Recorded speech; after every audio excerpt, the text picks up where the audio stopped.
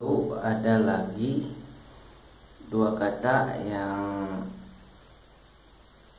punya kemiripan bunyi ujaran tapi maknanya lumayan beda jauh, yaitu pertama kukulutus, kedua kokorobet.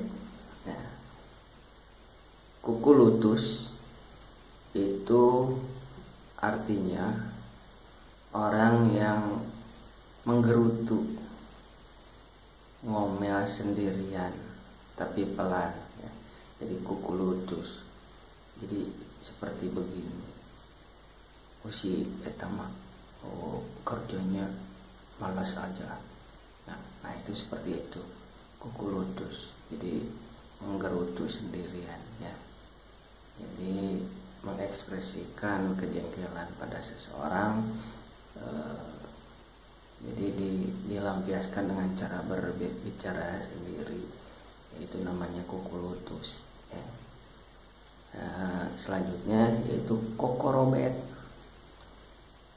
Kalau kokorobet itu sama padanan katanya yaitu kuda kodok ya.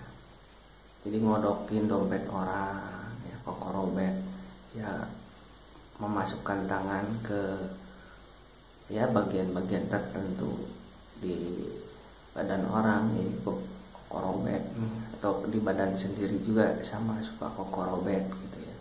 Jadi kalau gatal masuk ke dalam baju itu sama kokorobet. Ngambil dompet di saku nggak henti-henti ya artinya terus menerus gitu ya, itu namanya kokorobet ya. Nah itu dua kata yang mirip bunyi ujarannya atau fonetiknya, tapi maknanya beda ya. Nah itu.